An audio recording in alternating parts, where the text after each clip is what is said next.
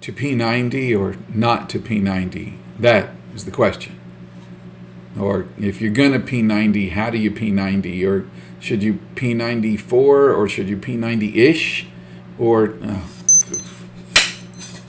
again?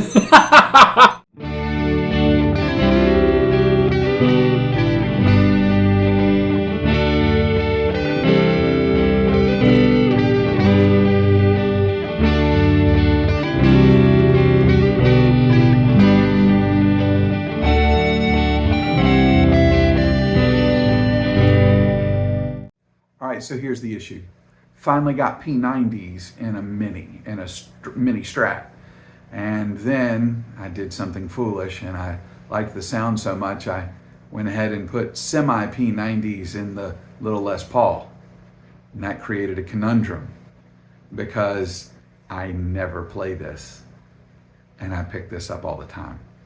So the question is, should I take this and go back to a standard Strat setting with the 3 single coils? Or is it really just a matter of figuring out if it's the Tele setup? It's hard to tell. By the way, I have help. You're a good girl. There's only really one serious way to settle it. Mini shootout!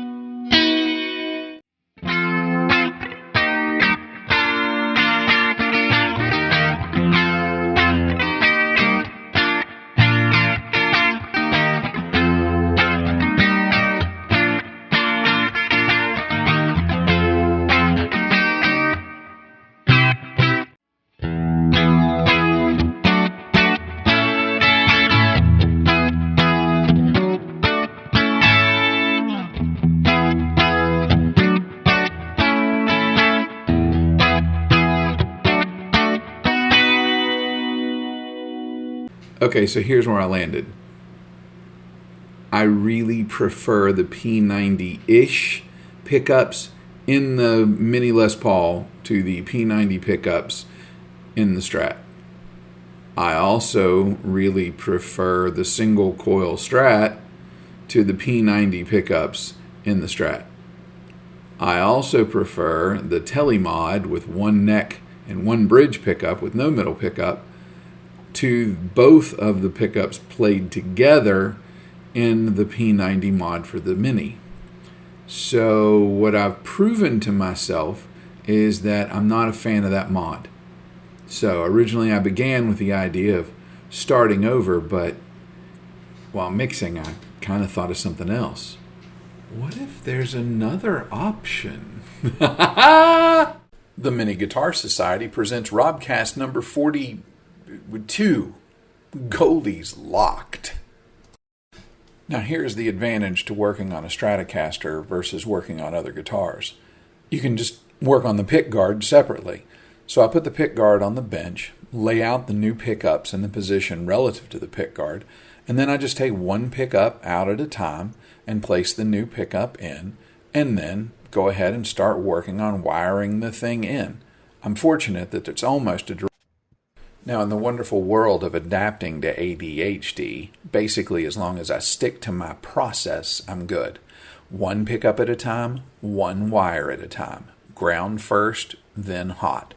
Strip the wire, slide the wire sleeve over the wire, solder the two raw ends together using my little stand that holds the wires together, and then go ahead, move the sleeve back over and use the heat gun in order to shrink the sleeve. Again, one pickup at a time. However, this time I did add something a little extra to my process. I just had to run to the kitchen real fast to get it. Y'all can make fun of me using saucers, but it's not like I have company over, and quite frankly, solder doesn't stick to it. Plus, it protects and shields the pick guards from the heat gun and protects the electronics from me dropping solder on them. So in other words, it's kind of a portable shield. Maybe if I painted it to have a big star in the middle and red, white, and blue stripes on the outside, people would think it was cool. Maybe not. All right, so having finished with the pick guard, it's time to go get the guitar and start to dismantle it. This one's getting to be like red, where I've taken it apart so many times, I really have to be careful not to strip the screws out. Now, one of the biggest differences between the P90 pickups and the single coil pickups that came with the guitar is the single coil pickups are mounted in the pick guard like you saw earlier. The P90s are actually screwed to the guitar body, which means they have to be unscrewed, which is not really an issue unless, of course, you use the power drill to put them into the body and you stripped the top of the screw out. As I've mentioned before, a lot of these are just me making mistakes and then correcting them. I decided to leave this one in because I really used kind of an old-fashioned method of fixing this. I just had to run to the other room. Now, remember that old song? If I had a hammer, you'd be bleeding from the forehead. Anyway, the hammer worked. I was able to extricate the pickup from the guitar body. From that point on, it's just cutting the wires and leaving enough of them because I know myself well enough to know I'm going to use these pickups later. It's only a matter of time before I decide to stuff them in a ukulele or something. Now I just go ahead and reattach some of the grounds and things that are in there.